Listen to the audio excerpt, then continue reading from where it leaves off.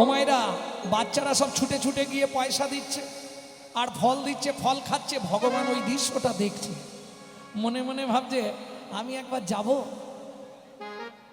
গিয়ে একটা ফল চাইব।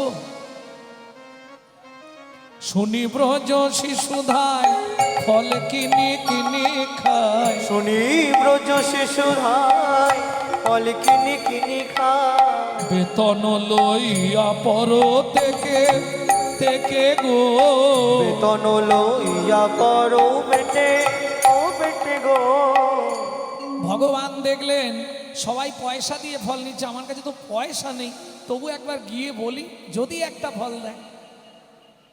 গুটি গুটি রাঙা পায় ছুটি হরি চলি যায়, এবার গুটি গুটি রাঙা পায় ছুটি হরি চলি যায়। হাতে পাতে ফল হারিনীর কাছে কাছে গো, হাতে পাতে ফল হারিনীর কাছে, ও কাছে গো।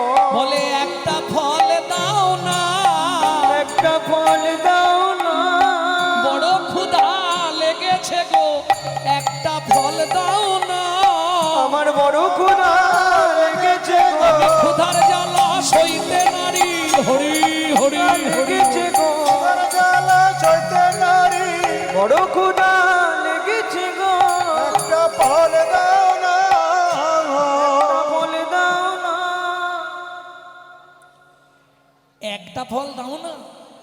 ও মায়েরা, যিনি জগতের মালিক, যার একটা অঙ্গুলি হিলনে সারা পৃথিবীটা টলমল করে ওঠে, অনন্ত কোটি ব্রহ্মাণ্ড যার এক একটা লোমকূপে, সেই ভগবান যিনি ঐশ্বর্যস্য সমগ্রস্য বীর্যস্য যশস্য শ্রী বৈরাগ্য ছটা গুণের অধিপতি, তিনি সামান্য একজন ফলহারিণীর কাছে গিয়ে হাত পাচ্ছে কেন?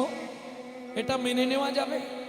কত মুনি, কত যোগী, কত ঋষি, কত সাধু, কত মহাত্মা যাকে দিলেও খায় না, সেই ভগবান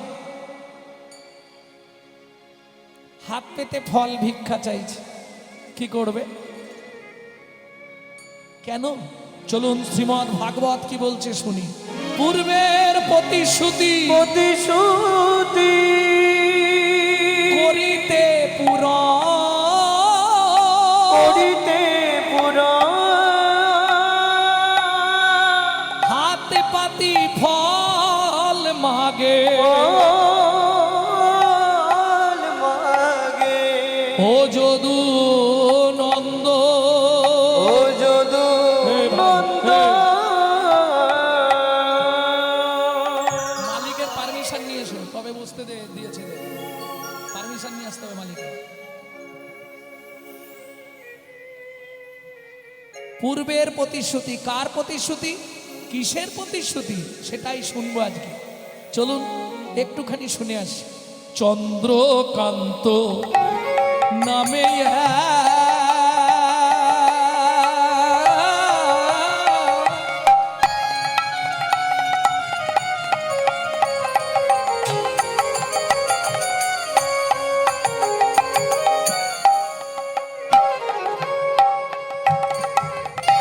ধার্মিক রাজন, চন্দ্রকান্ত নামে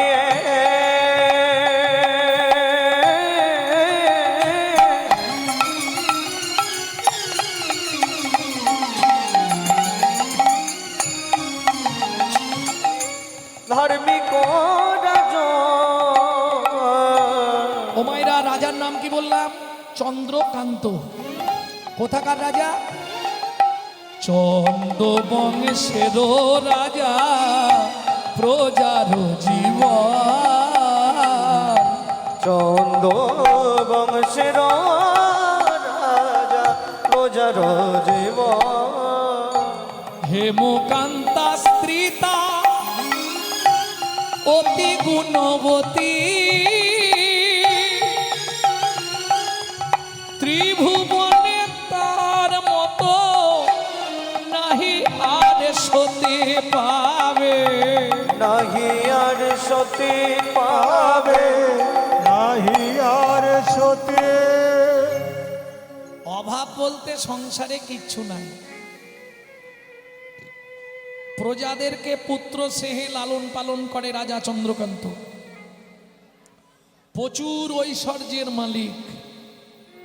কিন্তু একটা কথা সবসময় মনে রাখবেন, ভগবান সবাইকে সব সুখ দেবে না। হয়তো অর্থ অনেক দিতে পারে, প্রাচুর্য অনেক দিতে পারে, প্রতিপত্তি ঐশ্বর্য দিতে পারে, কিন্তু হরি বৈমুখ যারা, ভগবানের প্রতি যাদের দৃষ্টি নাই, হরি বৈমুখ যারা, তাদের সব থাকলেও মনে শান্তি জীবনে থাকে না। যখনই আপনি হরি বৈমুখ হয়ে যাবেন, তখনই আপনার মন থেকে সবার আগে শান্তি বিদায় নেবে। এটা পয়সা দিয়ে কিনতে পাবেন। ঐশ্বর্য থাকতে পারে, অনেক সম্পত্তির মালিক হতে পারেন, ভগবান সব দিল, কিন্তু পরবর্তীতে ঐশ্বর্য ভোগ করবে কে? কোনো বংশধর নেই। খুব চিন্তা রাজা। হেমকান্তা মনে মনে ভাবছিলাম, আমাদের এত ঐশ্বর্য কি হবে? আগামী মাঘী পূর্ণিমা তিথিতে নর্মদা নদীর তীরে আমি করব দানব্রত যজ্ঞ। মন্ত্রে ঢাঁটরা দিয়ে দাও, এই যজ্ঞে যে যা চাইবে তাকে তাই দেওয়া হবে।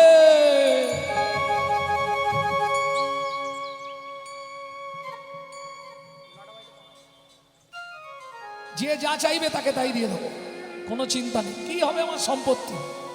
প্রজাদের। চন্দ্রকান্তা বলছে, স্বামী একটা কথা বলবো কি? আমার এতে কোনো বারণ নেই, তবে আমার একটা ইচ্ছা ছিল। কি?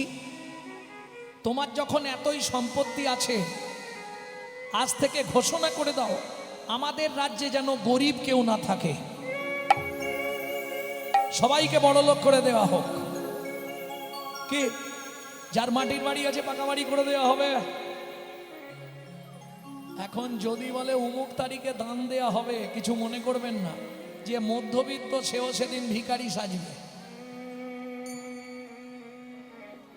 কি? পয়সা থাকলে আপনি হরিনাম করাতে পারবেন না, এটা জেনে রাখুন। কারণ বড় লোকেদের কলকাতার বুকে বহু কোটি কোটি টাকার মালিক ভিক্ষা দেবার ভয়ে গেটে লিখে রাখে, কুকুর হইতে সাবধান।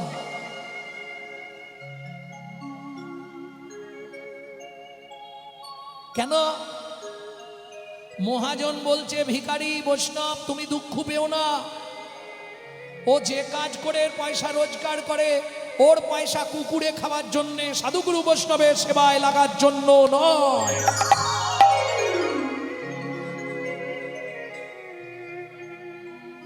আপনি ইচ্ছা করলেও তো ভগবানকে দিতে পারবেন না।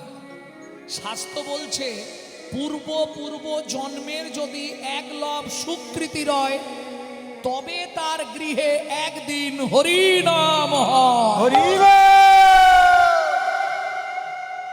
বুঝে নেওয়া গেল, পূর্ব জন্মের সুকৃতি ছিল বলে এখানে হরিনাম হচ্ছে, না থাকলে হতো না। পয়সা থাকলেই যে হরিনাম করাতে পারবেন, পারবেন না, মন থাকতে হবে।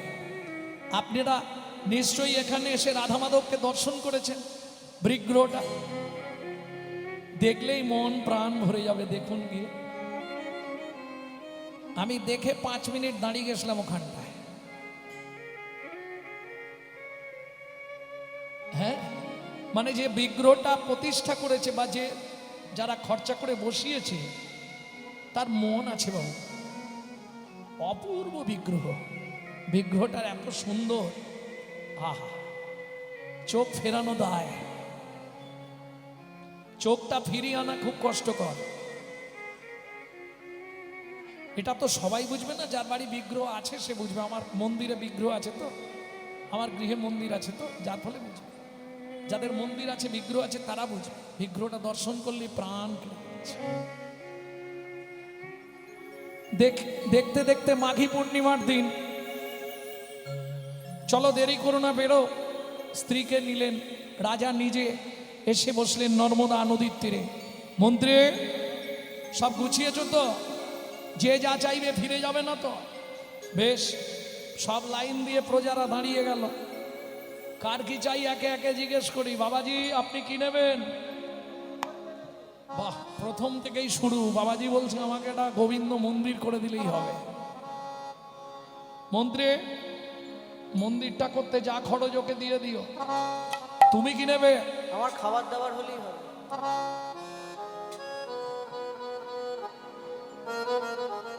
মন্ত্রী, সারা জীবন ওর না খাবারের কষ্ট হয়, সেই মতোকে অর্থ দিয়ে দাও।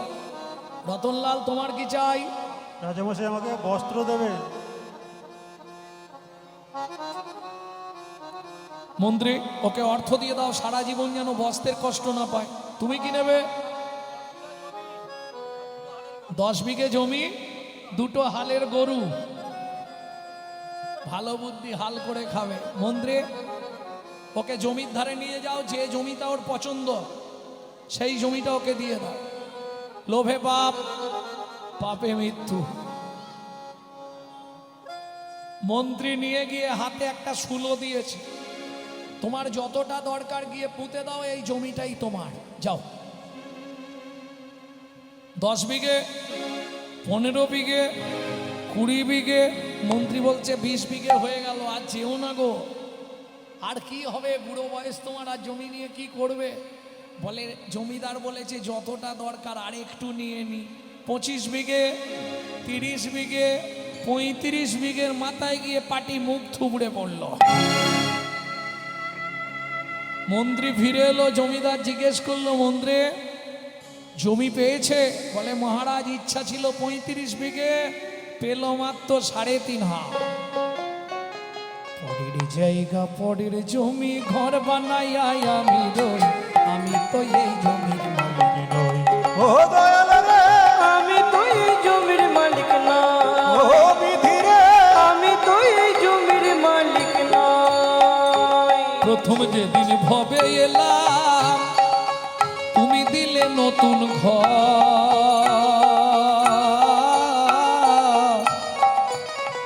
ও মায়েরা, আপনাদের কলকাতায় যদি কেউ থাকে জেনে নেবেন, যারা ভাড়াটিয়া ঘরে থাকে, মাসের 5 তারিখের মধ্যে ভাড়া না পেমেন্ট করলে হঠাৎ করে বাথরুমের জল বন্ধ করে দেয়, কারেন্ট অফ করে দেয়। বাবু লাইট জ্বলছে না, ভাড়া দিয়ে যাবেন, তবু লাইন ছাড়বো। বাবু বাথরুমে জল পড়ছে না, ভাড়াটা পেমেন্ট করবেন, তবু জল দেওয়া হবে। একই সিস্টেম। এটা আপনার বাপ কেলে সম্পত্তি নয়, এটা ভাড়াটিয়া ঘর। সময় সময় ভাড়া না দিলে হঠাৎ করে দেখবেন ঘরের লাইট অফ হয়ে যাচ্ছে।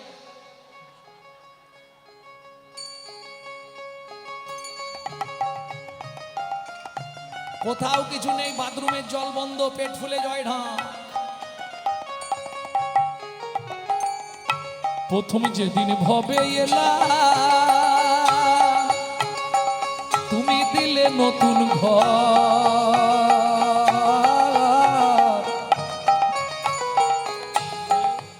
দিন রাত খালি ঘরে পালিশ মারছে, রেক্সোনা, লাক্স, ইন্টারলাক্স, ডাব, মতি, চন্দন, পার্ক এভিনিউ। সাদা করে ফেলছে ঘষে ঘষে। লাভ কি হবে? ভেতর সাদা করে, বাইরে সেজে লাভ কি? ভেতরটা সাজাও। কে ঘরের কথা ভাবতে ভাবতে, ঘরের কথা ভাবতে ভাবতে, ঘরের কথা ভাবতে ভাবতে, ঘরের কথা ভাবতে ভাবতে, তোমায় করলাম পর। আর তার কথা মনে নেই, যে ঘর দিয়েছিল তার কথা মনে নেই। এখন ঘর নিয়ে ব্যস্ত, ভালো করে সাজাতে হবে ঘরটাকে। কি হ্যাঁ? এখানে মাখতে হবে, ওখানে ঘষতে হবে, এখানে লাল দিতে হবে, এখানে কি সব লাগায়, আইলানা, মাস্কারা, সুন্দর করে সাজতে হবে। ঘর সাজানো হচ্ছে, অথচ ঘরটা যা, তার সঙ্গে কোনো সম্পর্ক নেই। আচ্ছা মায়েরা, এত যে ঘর সাজাচ্ছেন, আপনার ঘরের দরজা দুটো কবে খুলেছিল একটু ডেটটা বলতে পারবেন? দাঁড়াও দাঁড়াও, বলতে পারবে? ঘরের দরজা কবে খুলেছে বলতে পারবে? কি হলো, পারবে না? চেষ্টা করো। আরে জন্মের তারিখটা বলতে পারবে না? জন্মের তারিখ বলতে পারবে, কিন্তু ঘরের দরজা কবে খুলেছে এটা বলতে পারবে না। কেন?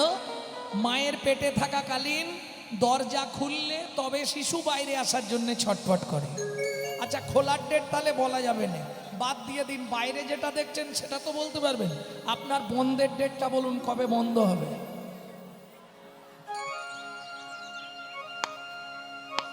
হবে বন্ধের ডেট? খোলার ডেট না হয় বাদ দিলাম, মায়ের পেটে ছিলাম দরজা খুলেছে, বলতে পারবো না। বন্ধের ডেটটা তো বলতে পারবো, দরজা কবে বন্ধ হবে বলতে পারবো না। কেন? আমার ঘরের চাবি তোমার হাতে, ঘরের চাবি তোমার হাতে, দয়াল ঘরের চাবি তোমার হাতে, দয়াল ঘরের চাবি তোমার হাতে। সে ভাবনা ভাবলাম কই, আমি তো এই জমির মালিক নই। ও দয়াল রে, আমি তো এই জমির নিতাই মালিক গৌর নই। হরি। আমি তো এই জমির মালিক নই। মন্ত্রী মহারাজ সবাই দান পেয়েছে তো? পেয়েছে মহারাজ। তাহলে এবার আমি দানব্রত যজ্ঞ শেষ করি। রাজা তুলসী পাতা আর গঙ্গার জল নিয়ে নর্মদা নদীর কিনারে দাঁড়িয়ে যেই না যজ্ঞ শেষ করতে যাবে, পাশ থেকে মন্ত্রী বলে উঠল, মহারাজ এত ভক্ত একবার জেনে নিন না কেউ বাকি আছে কিনা। বেশ, শোনো প্রজাগণ, সকাল থেকে যে নর্মদা নদীর তীরে দানব্রত জ্বলছে, যজ্ঞ চলছে, এইবার শেষ করে আমি জলবিন্দু গ্রহণ করব। তাই তার আগে একবার তোমাদের জানতে চাইছি, আর কি কেউ দান নিতে বাকি আছো? আমি আছি গো রাজা, আমি আছি গো, আমি এখনো বাকি আছি, বাকি আছে। বাকি আছি। কোথায় তুমি? তোমাকে তো দেখতে পাচ্ছি না। আসছি মহারাজ। মন্ত্রী, কে বলছে বাকি আছে? হেন কালে নারদ ঋষি দাঁড়ালো সম্মুখে আসি, কালে নারদ ঋষি দাঁড়ালো সম্মুখে আসি, কহিলেন মধুর বচন, কহিলেন মধুর বচন, আমি এখনো বাকি আছি, আমি এখনো বাকি আছি, রাজা আমি এখনো বাকি আছি, আমি এখনো বাকি আছি, তুমি আমায় দান করো রাজা, আমি এখনো বাকি আছি, আমায় দান করো রাজা, তোমার দান গ্রহণের হরি হরি, আমায় দান করো রাজা, গ্রহণের অভিলাষী, আমায় দান করো রাজা, আমি এখনো বাকি আছি। আমি এখনো বাকি আছি। নারদ মুনিকে দেখেই রাজা ক্রোধে অগ্নি প্রজ্বলিত, দূর হয়ে যা সম্মুখ হতে পেশনির কুমার, পেছনের কুমার, রাজা চন্দ্রকান্তে দান মাগো, কি সাধ্য তোমার? কি সাধু তোমার। মন্ত্রে মেলেচ্ছ চণ্ডাল জাতি পেশনির কুমারকে, এই মুহূর্তে আমার সামনে থেকে দূর করে দাও। দাঁড়ান মহারাজ, আপনার মন্ত্রী ঢাঁডরা দিয়েছিল বলে আমি এসেছি, না হলে আসতাম না। সারাদিন ধরে আপনি এত বড় যজ্ঞ করলেন, দানব্রত যজ্ঞ, 80 মণ দুধে 1 ফোঁটা গোচনা দিলেন, সারাদিন যে দান করে যে পুণ্য সঞ্চার করেছিলেন, নিমিত্ত মাত্র কর্মের জন্য সেই পুণ্য পাপে পরিণত হলো। তোমার এত বড় স্পর্ধা, তুমি আমার মুখে, রাজা চন্দ্রকান্তের মুখের সামনে দাঁড়িয়ে এত বড় কথা। মন্ত্রী, একে মারতে মারতে বার করে দাও। দাঁড়ান মহারাজ।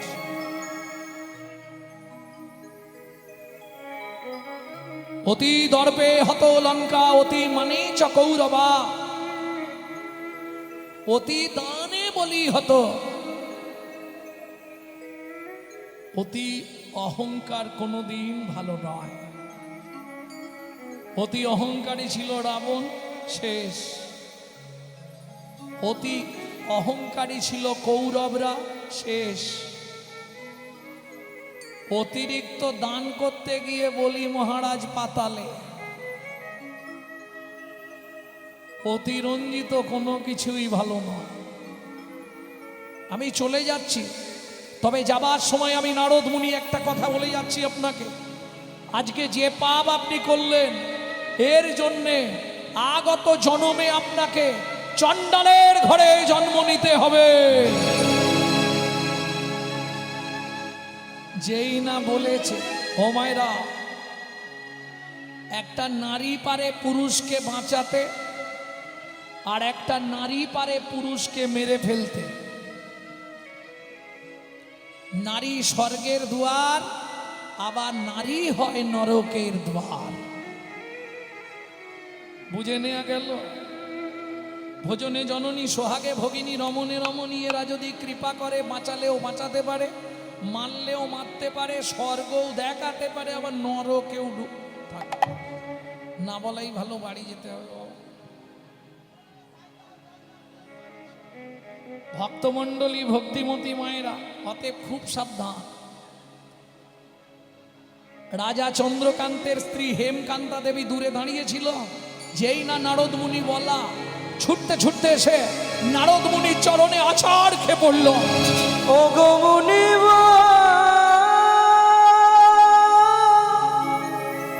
একই অভিশাপ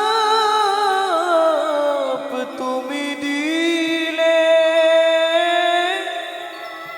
ক্ষমা করো। না জেনে না বুঝে আমার স্বামী তোমার চরণে কঠিন অপরাধ করেছে। তুমি তো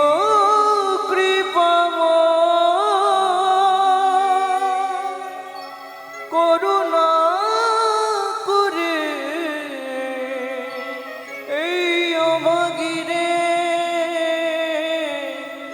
কৃপা করো।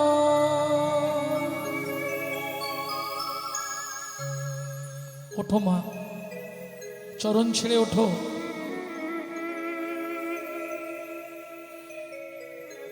মুনিবর, আমি জানি আমার স্বামী অন্যায় করেছে, আর আপনার অভিশাপ মিথ্যে হওয়ার নয়। আগত জন্মে আমাদের নিষাদ কুলে চণ্ডালের ঘরে জন্মাতে হবে, তাতে কোনো দুঃখ নেই মুনিবর। দুঃখ আমার জীবনে একটাই,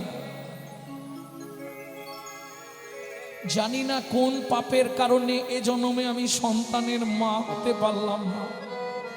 মুনিবর, জীবনে আমার একটাই চাওয়া, যে কুলে জন্ম হোক তাতে কোনো কষ্ট নেই, একটা আশীর্বাদ আপনি আমাকে করে দিন।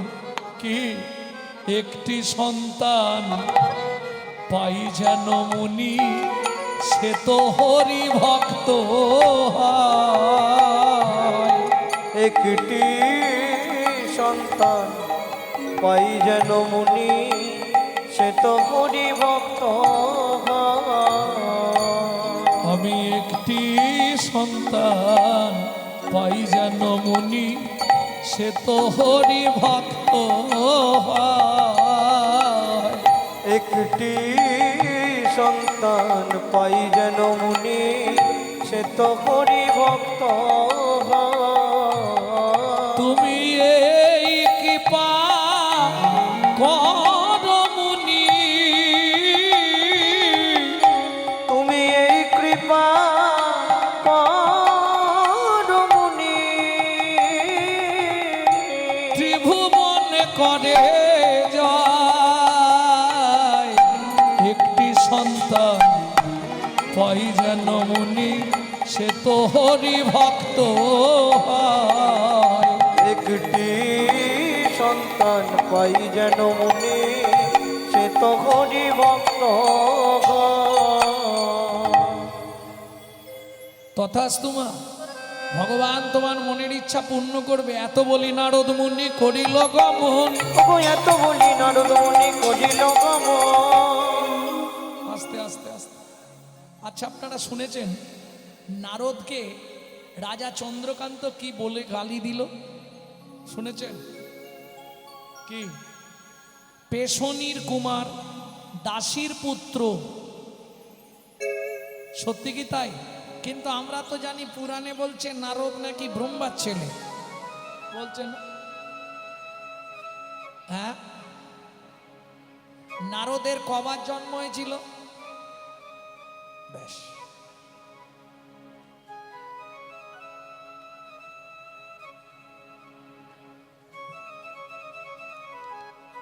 ভক্তমণ্ডলী, ভক্তিমতী মায়েরা, আপনারা লোমর্ষ মুনির কথা শুনেছেন? লোমর্ষ মুনি, যার গোটা গায়ে লোম ভর্তি। লোমর্ষ মুনি মাথায় একটা পাতা চাপিয়ে, বৃষ্টি পড়ছে, তার মধ্যে বসে বসে ভজন করছে। ব্রহ্মা জিজ্ঞেস করছে, লোমর্ষ মুনি তুমি এইভাবে ভজন করছো কেন? বলে কদিন আর বাঁচবো, আর কি হবে, বুড়ো হয়ে গেছি, ভিজলেই বাকি আর শুকনো থাকলেই বাকি। বলছে মুনি তোমার বয়স কতদিন যেন?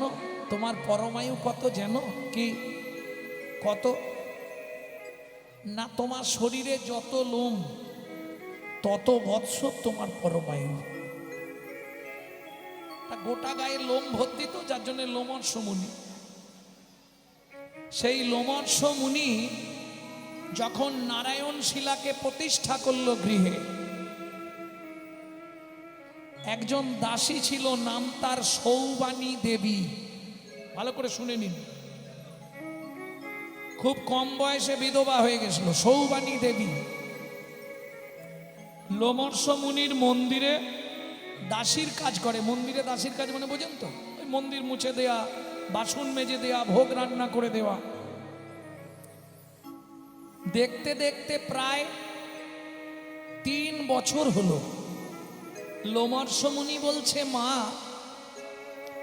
এতদিন তুমি আমার মন্দিরে আছো, কোনোদিন তো তুমি বেতনও চাও না, আর কিছুই নাও না, খাও দাও থাকো, ভাগবত শোনো, ঘর চলে যাও।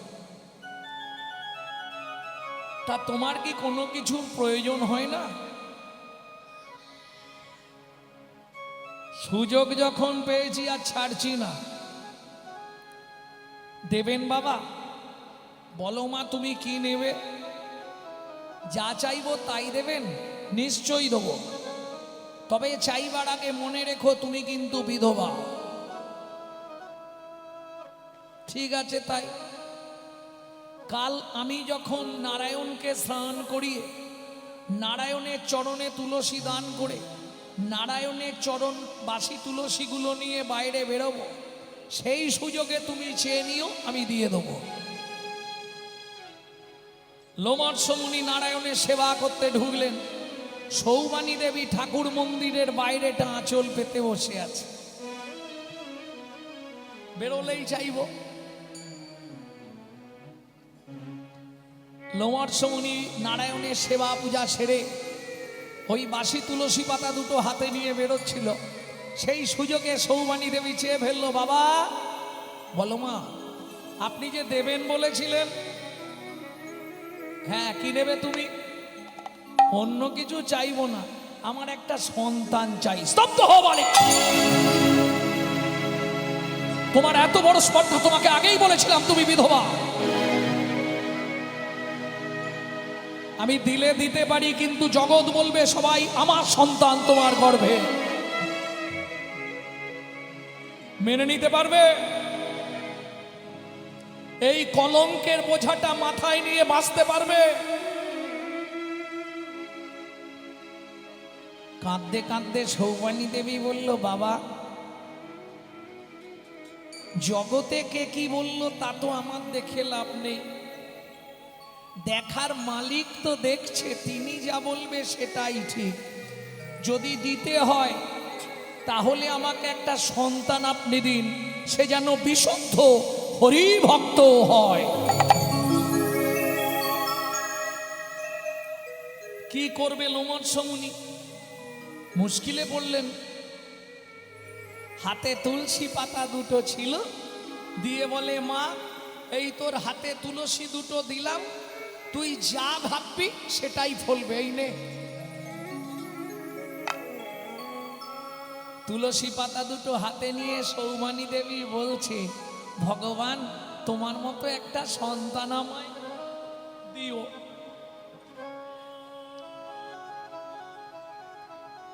পাতা গেল মায়ের পেটে, মা হলো গর্ভবতী। বুঝে নিলেন? সৌবানী দেবী গর্ভবতী হলো। এইবার কানাকানি পাড়ায় শুরু।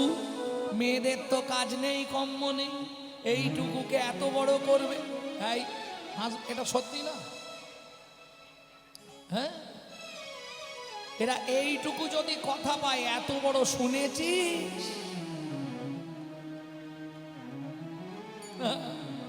বিধবার বাচ্চা হবে দেখ। কিন্তু মাথায় রেখো, হিংসা নিন্দা উলুর বেড়া, পরচর্চার বাঁধন ঘেরা। হিংসা নিন্দা উলুর বেড়া, পরচর্চার বাঁধন ঘেরা। আগে জিজ্ঞেস করে নি, উলু গাছ চেনো? খুব চেনে। চেনো? উলু গাছের কাজ কি? দাঁড়াও দেখি কি বলে। আমার কিন্তু জমি টমি নেই, আমি চিনি না, হয়তো তোমরা ভালো চিনবে। এই উলু গাছ কিরকম গো? কি করে? সরু সরু ঘাস। হ্যাঁ, তার এটা কি, কাজটা কি?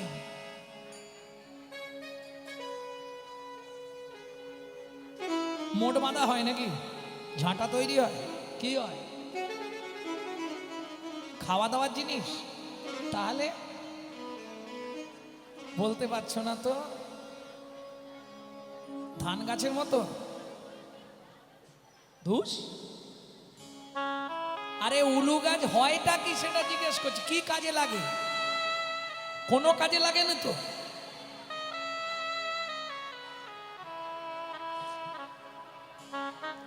এই উলু গাছের সৃষ্টি কোথা থেকে জানো? তাহলে কি জানলে জীবন?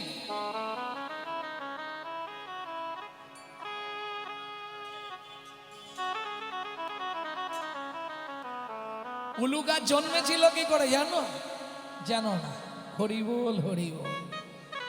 দেবী কালী যখন কাকে বধ করার জন্য কালী হয়েছিল দুর্গা, জানো? কাকে? কোন অসুরকে? ভুল ভাল বলবে, কিচ্ছু জানে না। মধুকৈটবকে বধ করার জন্য দেবী তো দশভুজা হলেন, আর রক্তবীজকে বধ করবার জন্য মা কালী মূর্তি ধরলেন। সেই রক্ত যেখানে পড়েছিল সেখান থেকে উলু গাছের সৃষ্টি। উলু গাছ হচ্ছে হিংসার প্রতীক।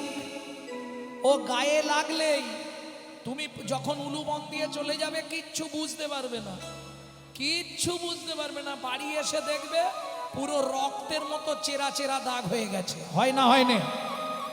এইবার বুঝে নাও, হিংসা নিন্দা উলুর বেড়া, পরচর্চার বাঁধন ঘেরা। হিংসা নিন্দা উলুর বেড়া, পরচর্চার বাঁধন ঘেরা। একটা জমির 9টি ভেড়া, একটা জমির 9টি ভেড়া।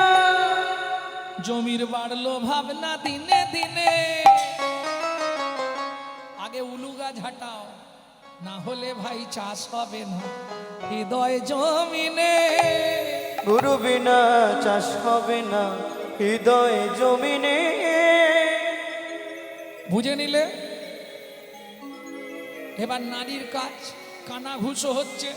দেখতে দেখতে সৌবানী দেবী 11 মাসে প্রসব হলেন সুন্দর সুপুরুষ পুত্র সন্তান। বাবা কি অনেক দুঃখের পরে আমার সন্তান, আমার এই ছেলের নাম হবে দুঃখী। কি নাম? দুঃখী। দুঃখে দুঃখে পেয়েছি, নাম হবে দুঃখী। দিন যায় মাস যায়, বয়স হচ্ছে। ভক্তমণ্ডলী ভক্তিমতী মায়েরা ব্রহ্মার 4 ছেলে, সনক, সনাতন, সানন্দ, সনত কুমার। 4 জন এলেন লোমৎস মুনির আশ্রমে যোগ শিক্ষা করবার জন্য। সেই সময় দুঃখী দুঃখীর দায়িত্ব পড়ল তারা যেখানে বসে ধ্যান করবে সেখানটা মুছে দেওয়ার, তাদেরকে জোগাড়পাতি করে দেওয়া। তারা যখন চারজন ধ্যান করতে বসে, দুঃখী তাদের মুখোমুখি বসে চোখ বন্ধ করে প্র্যাকটিস করে, অভ্যাস করে। এইবার যখন তাদের যোগ শিক্ষা হয়ে গেল, একদিন রাত্রিতে লোমর্ষ মুনিকে প্রণাম করে তারা চলে গেলেন। বদ্যি নারায়ণ দুঃখী তাদের পিছনে পিছনে যাচ্ছে। অনেকখানি বাড়ি থেকে চলে গিয়ে ঘুরে দেখে বাচ্চা ছেলে দুঃখী চলে এসছে। এই দুঃখী, আরে তুই এলি কেন? বলে আমিও তোমাদের সঙ্গে ধ্যান করতে যাব। না, তুই ফিরে যা, তোর মা কান্নাকাটি করবে, তোর মায়ের তুই ছাড়া আর কেউ নেই, ফিরে যা দুঃখী। তাহলে কবে আমি আসবো ধ্যান করতে তোমাদের সঙ্গে? শোন দুঃখী, যেদিন তোর মা না থাকবে, তোর মা মারা গেলে তুই আমাদের কাছে চলে আসবি, তোর জন্য আমরা বদ্যি নারায়ণে অপেক্ষা করব। শুনলেন? দুঃখী বাড়ি চলে গেল। মা কি, আমি ধ্যান করতে বসবো। খেয়ে দে নে দেখি তাড়াতাড়ি। খাবো না, আমি ধ্যান করতে বসবো। দুঃখী ধ্যান করতে বসলো। একদিন, দুদিন, 3 দিন কেটে গেল। 3 দিনের দিন গভীর রাতে নারায়ণ এসে দাঁড়ালো। দুঃখী কে? আমি শ্রী বিষ্ণু নারায়ণ। বলো তুমি কি নেবে দুঃখী? কি পেলে খুশি হবে?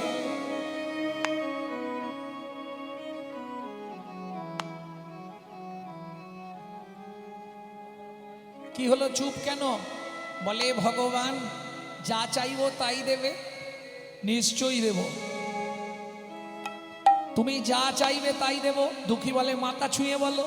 ভগবান মাথা ছুঁয়ে বলছে যা চাইবো তাই দেব। সত্যি দেবে? নিশ্চয়ই দেব। বলো কি চাও? দুঃখী বলে একবার যখন দেবে ভালো করে ভেবে নি, দিতে পারবে তো? কি? আমার মায়ের মৃত্যু দাও গো হরি, মায়ের মৃত্যু দাও। আমার মায়ের মৃত্যু দাও গো হরি, মায়ের মৃত্যু দাও। আমার মায়া কেড়ে নাও গো দয়াল, মোহ কেড়ে নাও। আমার মায়া কেড়ে নাও গো প্রভু, মোহ কেড়ে নাও। মায়ের মৃত্যু দাও গো প্রভু, মায়ের মৃত্যু দাও। আমার মায়ের মৃত্যু দাও গো প্রভু, মায়ের মৃত্যু দাও। চমকে উঠল শ্রী বিষ্ণু নারায়ণ। দুঃখী, সারা পৃথিবীতে এরকম মানুষ আমার জীবনে প্রথম দেখলাম। দুঃখী, ওরে যে মা তোকে পাওয়ার জন্য এত সাধনা করলো, যে মা তোর জন্যে লোমর্ষ মুনির কাছে এত কাঁদলো, যে মা তোর জন্য নারায়ণের চরণে এত কাঁদলো, দুঃখী তুই মানুষ, তুই সেই মায়ের মৃত্যু চাইলে? ভক্তমণ্ডলী, ভক্তিমতী মায়েরা, একজন হাত তুলে বলুন পৃথিবীতে এমন কোন ছেলের নাম শুনেছেন যে ভগবানের কাছে সাধনা করছে আমার মায়ের মৃত্যু দাও?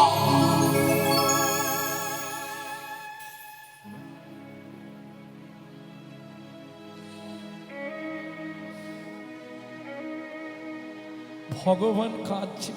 দুঃখী, ও দুঃখী, তুই জানিস দুঃখী কি এ জগতে যার মা নেই তার এই পৃথিবীতে আর কেউ নেই, জানিস দুঃখী? এ জগতে যার মা চলে গেছে তার পৃথিবীর সব চলে গেছে রে। আমি দিতে পারবো না দুঃখী, আমি চললাম। ফিরে গেলেন শ্রী বিষ্ণু নারায়ণ। দুঃখী শুনবে না। আবার ধ্যানে বসলেন। নারায়ণ এলেন, দুঃখী বল, অন্য কিছু চা। না ঠাকুর। কেন তোর মায়ের মৃত্যু চাইছিস আমাকে খুলে বল দুঃখী। শুনবে ঠাকুর, আমি না আমার মাকে খুব ভালোবাসি। মা যদি বেঁচে থাকে আমি কোনোদিন সাধনার পথে ভজনের পথে যেতে পারবো না। ও ভগবান, মা যদি মরে যায় তাহলে আমার আর পথে কোনো বাধা থাকবে না। আমি বদ্রীনারায়ণে গিয়ে তাদের সঙ্গে মিলিত হয়ে সাধন ভজন করব, মনে খুব ইচ্ছা।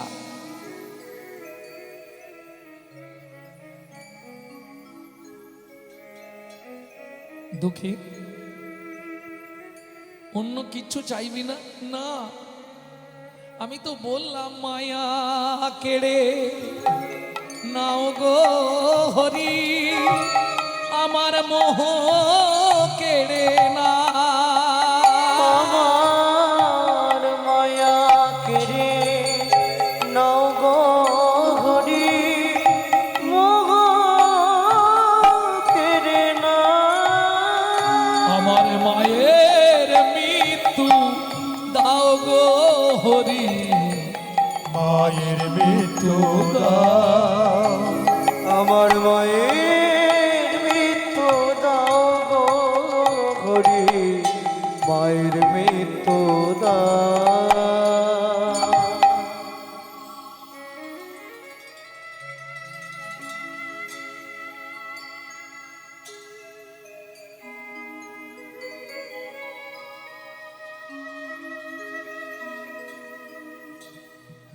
দুঃখী, আমি শেষবারের মতো তোকে বলছি দুঃখী, তুই অন্য কিছু চা। না, অন্য কিছু চা না, অন্য কিছু চা দুঃখী, বললাম তো। না না না। বেশ, তোর ইচ্ছাই পূর্ণ হবে দুঃখী। আজ থেকে 3 রাত্রি পর তোর মায়ের মৃত্যু হবে।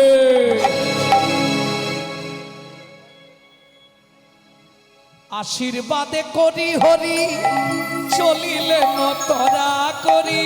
আশীর্বাদ করি হরি, চলিলে নতরা করি। একে একে দিন কেটে যায়, একে একে দিন কেটে যায়। 3 দিনের দিন সকালবেলা দুঃখী মাকে বলছে, মা, ও মা, আজকে তুমি আমাকে খাইয়ে দেবে মা। কেন রে দুঃখী? আমি একটা ভুল করে ফেলেছি জানো মা। কি কি ভুল করেছিস দুঃখী?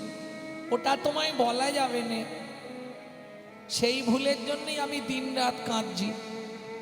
ভগবান তো চাইতে বলেছিল, তো আমি চেয়ে ফেলেছি, কিন্তু বুঝতে পারিনি জানো মা এত কষ্ট হবে। ভগবানকে বলছি আমার বরটার দরকার নেই, তুমি ক্যান্সেল করে দাও। ভগবান তো আর শুনবে না, দিয়েছে যখন নিতেই হবে। 3 দিনের দিন সন্ধ্যাবেলায় দুঃখী মায়ের পাশে শুয়ে আছে, সারা রাত ঘুম নেই চোখে। আজ 3 দিন বারবার উঠে দেখছে, মা কি হলো তো? ও না, ঠিক আছে। আবার ঘুরে শোয়। আবার রাত হয়, মাকে ডাকে, মা কি? ও ঠিক আছে। কি ঠিক আছে? খালি মা মা করছিস, কি হয়েছে তোর বলতো? ভগবান যা বলেছে দুঃখী শোনা তো ভুল হয়েছে। ভগবান বলেছে 3 রাত পর। 3 রাতের মধ্যে তো বলেন, 3 রাত পর। এইবার 4 দিনের দিন রাত্রিতে দুঃখী ঠিক ওই একইভাবে আছে মা। মা ঠিক ভোরের দিকে দুঃখীর ঘুম ধরে গেছে। বাচ্চা ছেলে তো আর থাকতে পারছে না, ঘুম চোখে এসে গেছে, ঘুমিয়ে গেছে। চিৎকার করে উঠল সৌবানী দেবী, দুঃখী চেয়ে দেখ বাবা, আমার পায়ে কি একটা কামড়ালো।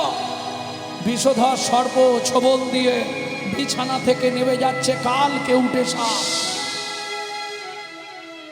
সারা শরীরটা সৌবানী দেবীর নীল হয়ে গেল। দুঃখী ছুটে গেল কার কাছে? লোমর্ষ মুনির কাছে। মুনিবর, মুনিবর, সর্বনাশ হয়ে গেছে মুনিবর। ছুটে এলো লোমর্ষ মুনি। কি হয়েছে দুঃখী? মা মারা গেছে সর্পদংশন করে। হ্যাঁ মুনিবর, মা মারা গেল সর্পদর্শন করে। তোর লজ্জা করে না? চোখের জলটা মোচ। তোর মতো পুত্রের চোখের জল ফেলা ঠিক নয়। কেন মুনিবর? আমি ধ্যান যোগে সব জেনেছি। ভগবান তোকে বর দিতে চেয়েছিল। ছি ছি ছি দুঃখী, তুই ভগবানের কাছে মায়ের মৃত্যু চাইলি। যে মা তোকে পাবার জন্য এত কষ্ট করলো, এত দুঃখ পেল, এত যন্ত্রণা সইল। মুনিবর, আমি অন্যায় করে ফেলেছি মুনিবর।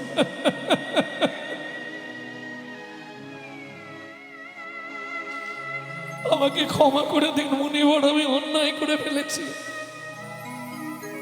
আর ক্ষমা চেয়ে কি হবে? নদীর ঘাটে কলার ভেলা প্রস্তুত করা হয়ে গেছে। মায়ের দেহটা নদীর জলে ভাসিয়ে দে। মায়ের দেহটা নদীর জলে ভাসিয়ে দিয়ে দুঃখী বললে, মুনিবর, মা ছিল বাঁধন, আজ থেকে বাঁধন হারা হয়ে গেলাম।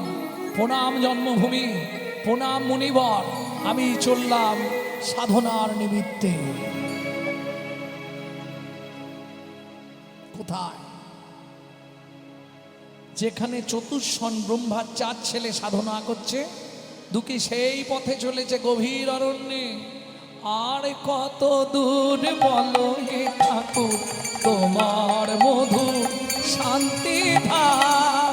আর কত দূর বলো হে ঠাকুর তোমার মধুর শান্তি ধাম। এ দুর্গম পথে চলিতে চলিতে, এ দুর্গম পথে চলিতে চলিতে, এ দুর্গম পথে চলিতে চলিতে, এ দুর্গম পথে চলিতে চলিতে, অবসান দেহ মন প্রাণ। আর কত দূর বলো হে ঠাকুর তোমার মধুর নিতাই গৌরী হরি হরি হরি হরি বল। কত দূর বলো হে ঠাকুর তোমার মধুর শান্তি ধাম। আপন বলিতে ভবে ছিল যারা, দাগা দিয়ে বুকে চলে গেল তারা। আপন বলিতে ভবে ছিল যারা, দাগা দিয়ে বুকে চলে গেল তারা। বলিতে ভবে ছিল দাগা দিয়ে চলে গেল তারা। আপন বলিতে ভবে ছিল যারা, দাগা দিয়ে বুকে চলে গেল তারা। জড়া ব্যাধিগ্রস্ত হয়ে বুদ্ধি হারা, জড়া ব্যাধিগ্রস্ত হয়ে বুদ্ধি কারা। এ পথে চলার তো নাই বীরা, তোমার মধুর শান্তি ধাম। আর কত দূর বলো হে ঠাকুর তোমার মধুর শান্তি ধাম। আর কত দূর বলো হে ঠাকুর তোমার মধুর শান্তি ধাম। গভীর জঙ্গলে যেখানে চতুষ্ষণ, সেখানে এসে বসলো দুঃখী। দুঃখীকে সাধন ভজনের শিক্ষা দিয়ে চতুষ্ষণ সেখান থেকে বিদায় নিল। 12,000 বৎসর সাধনা করল। ওই ছোট্ট ছেলে দুঃখী সারা গায়ে গোপ দাড়ি হয়ে, মাথায় বড় বড় চুল হয়ে গেল। কি অবস্থা! তবে সন্তুষ্ট হলেন দেবগণ। একে একে সবাই ছুটে এলো। দুঃখীর যেদিন ধ্যান ভঙ্গ হলো, সবার প্রথম মনে মনে ভাবছে আমি আগে গিয়ে দুঃখীর সঙ্গে দেখা করব। কারা? দেবতারা।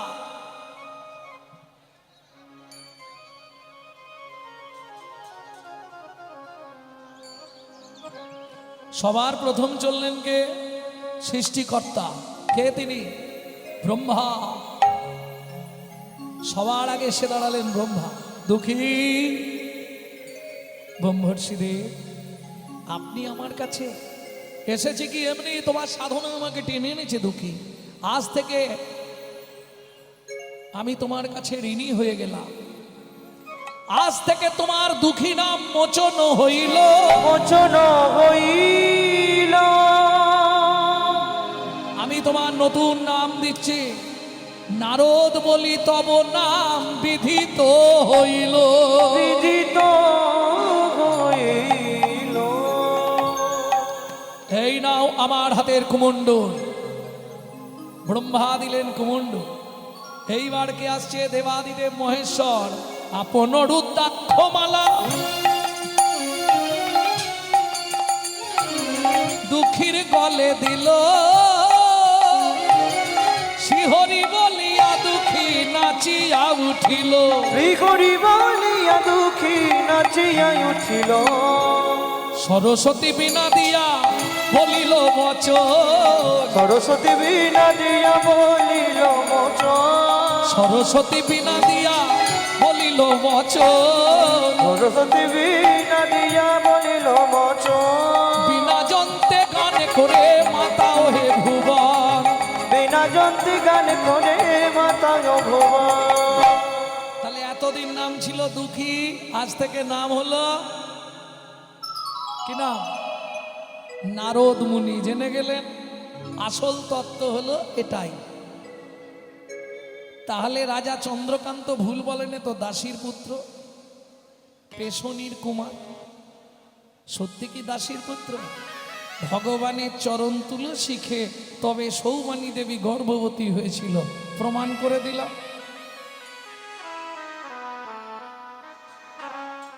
যাই হোক, নারদ মুনি মনে মনে কষ্ট পেলেন। কেন? ও মায়েরা, শাস্ত্র বলছে বৈষ্ণবেতে হয় যদি ক্ষুদ্র ক্ষুদ্র অপরাধ, ক্ষুদ্র অপরাধ মহা মহা ভজনে ভজনে তুমি পড়ি যাবে বা।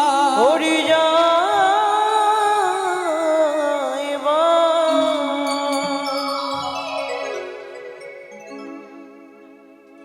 নারদের অভিশাপ এতদিনে পূরণ হলো। রাজা চন্দ্রকান্ত আর হেমকান্তা দেবী মারা গেলেন। এলো তেতা যুগ। জন্ম নিলেন কোথায়? দুইজনেই জন্মালেন, আবার সংসার করলেন। ও মাইরা, স্বামী স্ত্রী একসঙ্গে 7টা জনম থাকা যায়, জানেন? এ তত্ত্বটা বললে অসুবিধে আছে না, এটা বলা যাবে না। আজকে অনেক ইউটিউব আছে, হ্যাঁ, এরা ছড়িয়ে দেবে যে এটা গোপন কথা, পরে তোমার কানে কানে বলে দেব।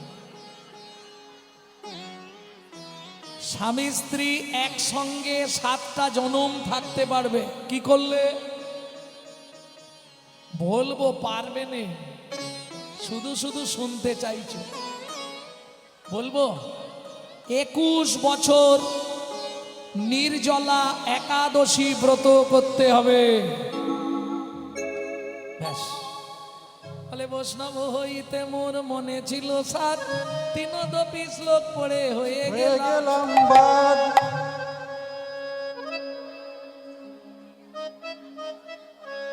তবু শোনা হলো তো, চেষ্টা করব।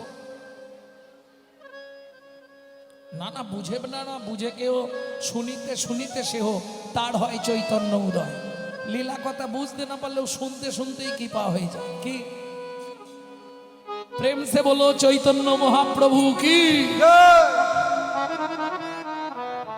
ভক্তমণ্ডলী, ভক্তিমতী মায়েরা, কোথায় জন্ম নিল? সিংহমপুর। আবার স্বামী স্ত্রী এক ঘরে। নাম হলো সবর, সবরী। একটা ছেলেও হলো গুহক চণ্ডা। ও মায়েরা, এক সময় পিতৃসত্য পালনের নিমিত্তে রামচন্দ্র 14 বছর বনে গিয়েছিল, তাই তো? এই 14 বছর বনে থাকাকালীন, ওই কোন দিকে লোক, 14 বছর বনে থাকাকালীন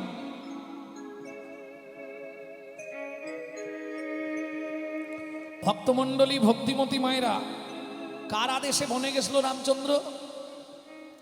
পিতৃসত্য পালনের নিমিত্তে, তাই তো 14 বছর বনে। সে যাই হোক, প্রকৃত পিতৃসত্য নয়, এর পিছনে অনেক কারণ আছে, সেগুলো আর আজকে বলা যাবে না, বলতে গেলে আর সময় হবে না।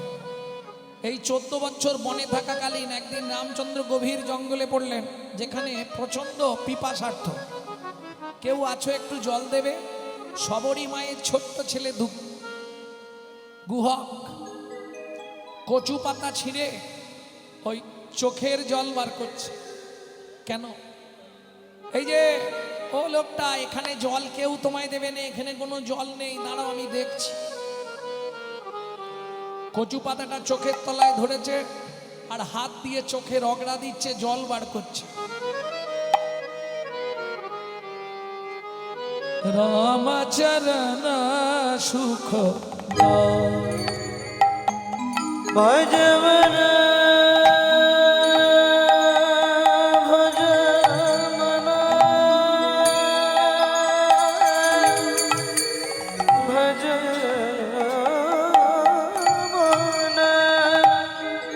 रामचरण सुख दाई ভজ মন রামচরণ সুখ গায়ে।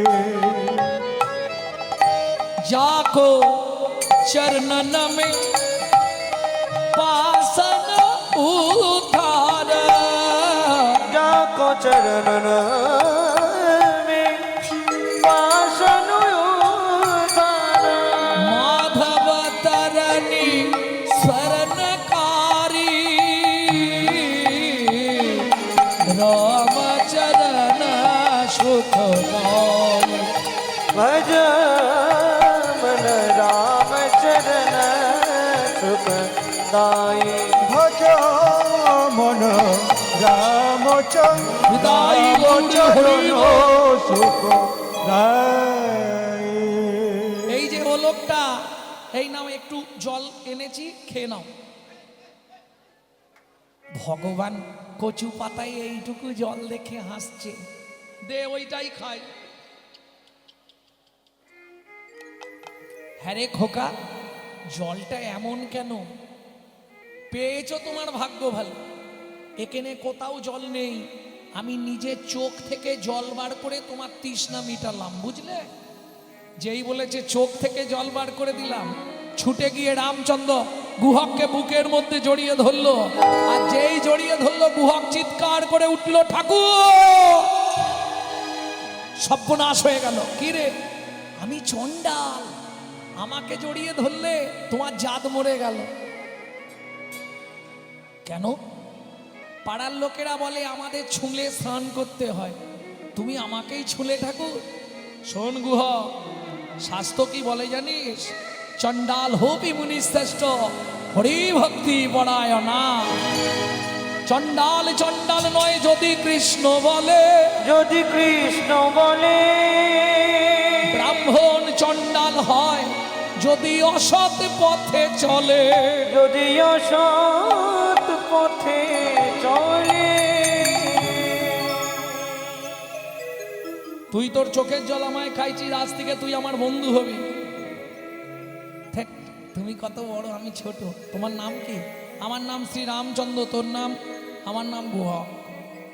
তুই আমার বন্ধু আজ থেকে।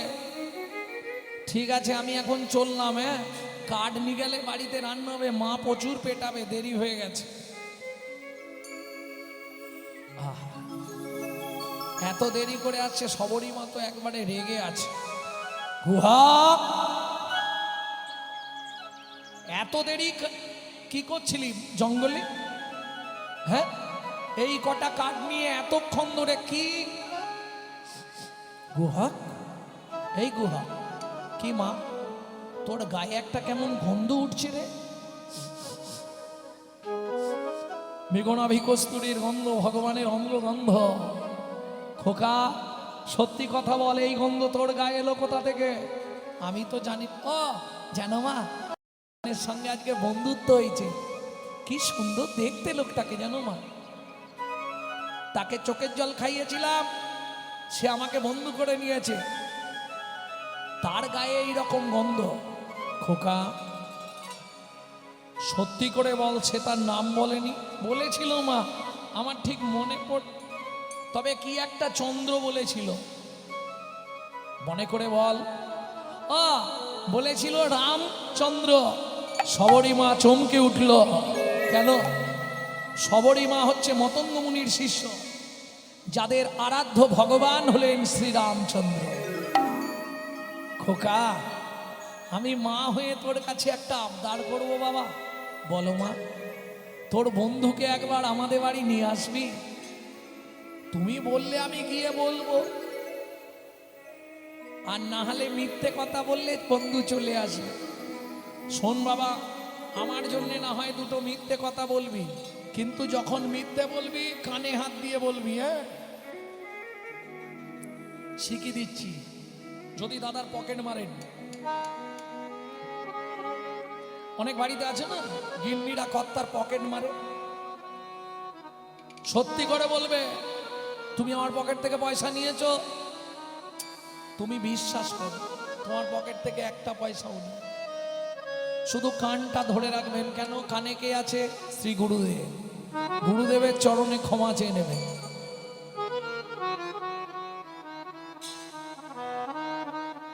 ভক্তমণ্ডলী, ভক্তিমতী মায়েরা, গুহাক পরের দিন খেলতে গেছে, ঠিক সন্ধ্যা নেমে আসছে। গুহাক মনে মনে ভাবছে যদি চুপ করে বসে থাকি তাহলে বন্ধু চলে যাবে। বসে বসে গান গাই, বন্ধু ঠিক দাঁড়িয়ে পড়ে। যে গানটি শোনাবো, এই গানটি গাইতে যদিও আমার খুব কষ্ট হয় এখনো, কারণ যারা আমাকে বহুদিন ধরে দেখছেন দক্ষিণ 24 পরগনায়, না হলেও আজ 30-32 বছর, তা এখনকার শ্রীমূর্তি দেখে নিশ্চয়ই বুঝতে পারছেন গত জ্যৈষ্ঠীতে মা অপ্রকট হলেন। ঠিক মরার কিছুদিন আগে এই গানটি মা আমায় শিখিয়ে গেল। সেই গানটি আজকে আপনাদের শোনাবো। লুকিয়ে তোমায় রাখবো ঠাকুর, আমার হিয়া মাঝে। লুকিয়ে তোমার রাখবো ঠাকুর, আমার হিয়া মাঝে। লুকিয়ে তোমার আমি মনে মনে তোমার পূজা, আমি মনে মনে তোমার পূজা, আমি মনে মনে তোমার পূজা, আমি মনে মনে তোমার পূজা করব সকাল সাজে।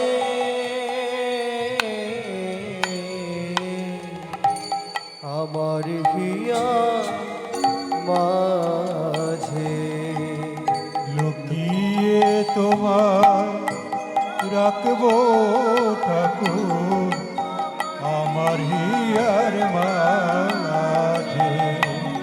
লুকিয়ে তোমার রাখবো ঠাকুর, আমার হিয়ার মাঝে।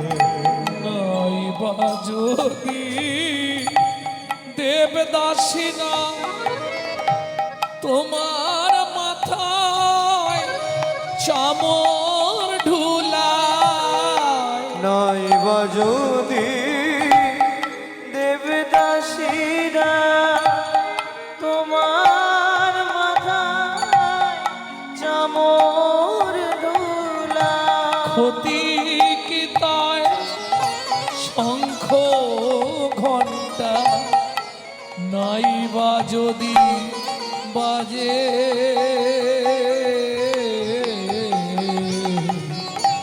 আমার হিয়া মাঝে।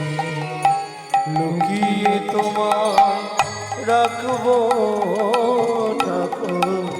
আমার হিয়ার মাঝে। লুকিয়ে তোমায় রাখব ঠাকুর আমার হিয়ার মাঝে।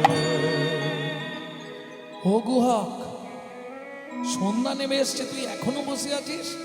ঠাকুর, পায়ে লেগে গেছে, বাড়ি যেতে পারছি না, আমি দিয়ে আসবো? তাহলে তো ভালোই হয়। বেশ, তুই এক কাজ কর, তুই আমার কাঁধে ওঠ, আমি তোকে বাড়ি দিয়ে আসি। গৌরচন্দিকায় শুনেছিলেন ভগবান ভক্তের কাঁধে সেই ঋণ লীলা এসে শোধ হচ্ছে।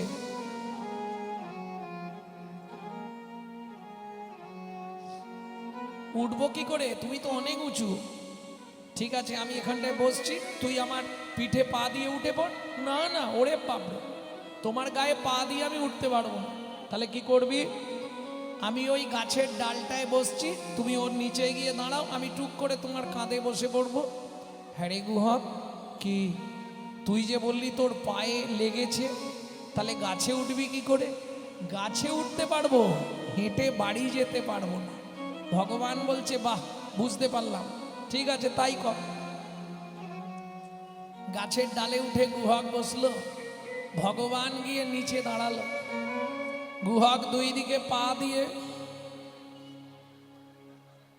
ভগবানের কাঁধে উঠে বসলো, দুই হাত দিয়ে ভগবানের মাথাটা ধরেছে। ভগবান দুই হাত দিয়ে ভক্তের চরণটা বুকে চেপে ধরেছে। এইবার রামচন্দ্র গুহককে কাঁধে করে নিয়ে যাচ্ছে। খানিকটা গিয়েই গুহক বলছে, ও ঠাকুর, কি আমাকে তুমি নামিয়ে দাও। কেন রে? আমি বুঝতে পারছি তুমি আমাকে বইতে পারছো না, তোমার কষ্ট হচ্ছে। কি করে বুঝলি গুহক? ও মা, তোমার চোখ থেকে টপ টপ করে জল আমার পায়ে পড়ছে। ভগবান বলছে, গুহক, আমি কাঁদছি এটা ঠিক, কিন্তু তোকে বয়ে আমার কষ্ট হচ্ছে, এর জন্য আমি কাঁদিনি। তাহলে সত্যি করে বলো ঠাকুর, কাঁদছো কেন? ভগবান বলে, গুহক রে, ও গুহক রে, যেদিন ভিগুমুনি আমার বুকে লাথি মেরেছিল, ভিগুমুনি আমার বুকে লাথি মেরেছিল,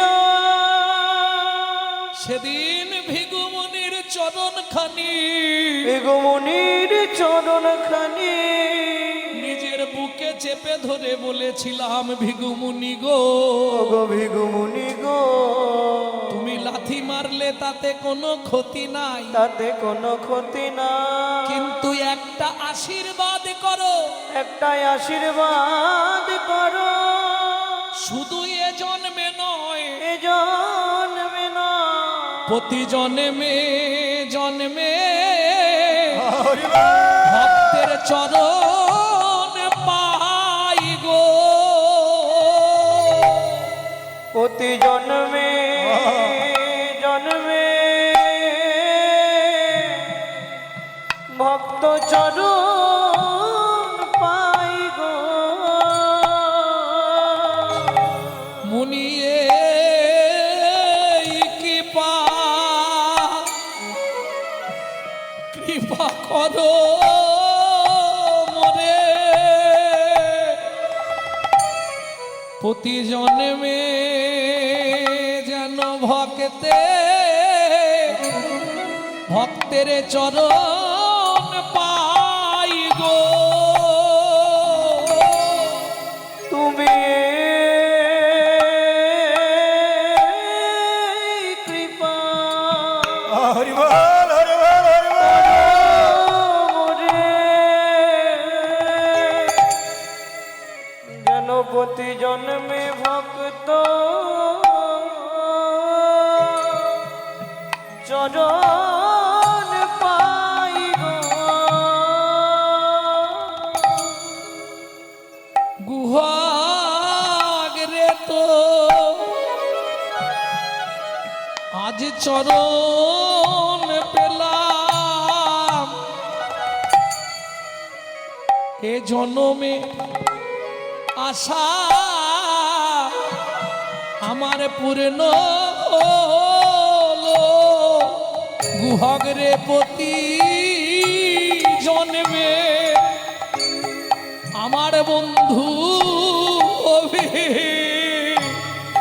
তোর রাঙা রাঙা চরণ আমার বক্ষে দিবি ভগবতী জন্মে চরণ দিবি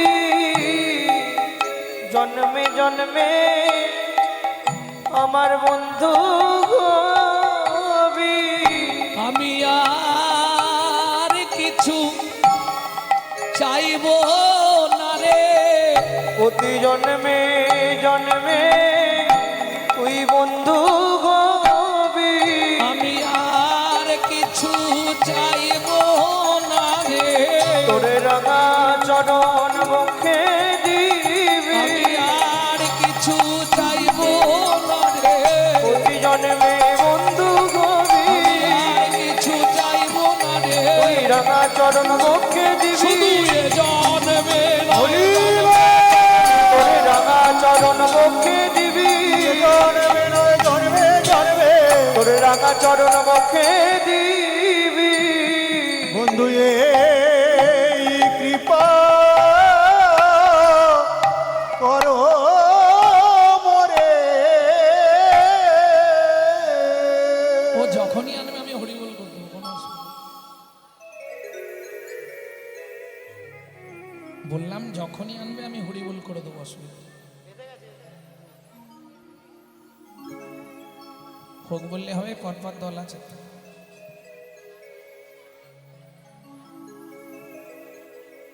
ভক্তমণ্ডলী ভক্তিমতী মায়েরা রামচন্দ্র বললে গুহক আর কত দূর গুহক বললে ওই যে এসে গেছি মা ও মা অমৃত নিন্দিত বাণী ভুবন মঙ্গল ধ্বনি অমৃত নিন্দিত বাণী ভুবন মঙ্গল ধ্বনি আর তাহে স্নেহের সহিতে আর ত্রাহে সেহের সহিতে গুহক বলছে প্রভু আমাকে এবার নাবি দাও মা এসে গেছে হা হা হা সবরই মা বলছে প্রভু কৃপা করে যখন আমার গৃহে এলে একটু ভেতরে চলো আমি সেবা দিই কতদিনের ফল পাকুড় তুলে রেখেছি তোমার জন্য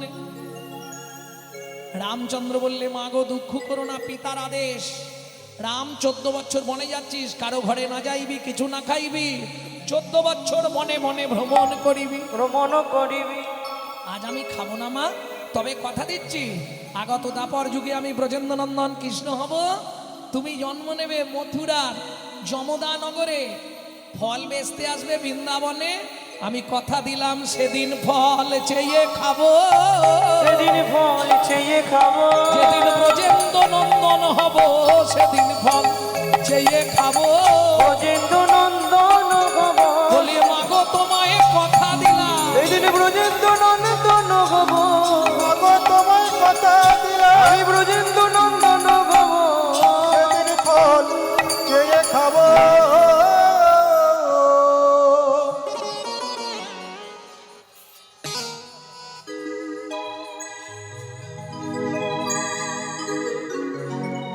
এইবার চলুন ফল হারড়ি ফল বেচতে এসছে কেমন ভগবান শ্রীকৃষ্ণ কি হাত পাতলে ফল হারড়ি তো রাস্তা দিয়ে চলে যে ফল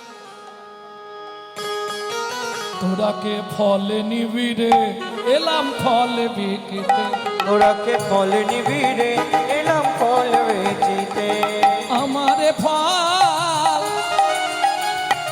আমারে ফল একবার খেলে অমর হবে সে ফল নিবি রে এলাম ফল বেচিতে তোরাকে ফল নিবিড়ে এলাম ফল বেকিতে শুনি কৃষ্ণ কৌতূহলী ধান্য লইয়া এক অঞ্জলি শুনি কৃষ্ণ কৌতূহলী ধান্য লইয়া এখন জ্বলি ঘর হইতে পড়িতে পড়িতে কর হইতে পড়িতে পড়িতে অবশেষে ছটি ছিল ফলহারিণীর ঝাঁকায় দিল অবশেষে ফটি ছিল ফল গাড়িনীর ঝাঁকাই দিল ফল লইয়া খাইতে খাইতে ফল লইয়া খাইতে খাইতে ভগবানকে ফল দান করে ফলহারিণী চললেন কেমন যেই না ঝাঁকা তুলে এক পা দু পা তিন পা ডালা হইল রতনে পুরিত ফলের ডালা হইল রতনে পুরিত ফলহারিণী বিস্ময় চিত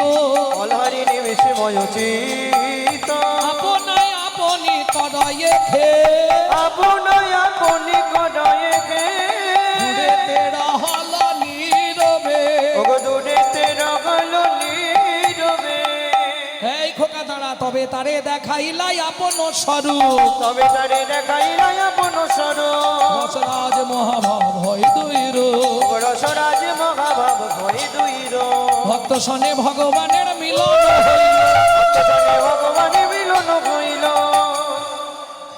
বিশেষ ঘোষণা আমাদের কাছে রাধাকুণ্ডের অরিজিনাল তুলসীর মালা পাবেন কীর্তন শেষে ওই সামনের ঘরে আমরা আছি ওখানে গেলে পাবেন ভক্তগণ প্রেমানন্দে হরি হরি বল ভক্তগণ প্রেমানন্দে হরি হরি বলো ব্রজলীলা গৌরলীলা ভাব সম্মিলন ভোজলীলা গৌরলীলা ভাবে সম্মিলন ভোজলীলা গৌরলীলা ভাবে সম্মিলন রাম ললিতা জয় শ্রী রাধা রাম ললিতা জয় শ্রীরাধারম উলুধ্বনি জয়ধ্বনি ভরিল ভুবা উলুধ্বনি জয় ধ্বনি ভরিল ভুবন স্বর্গ হইতে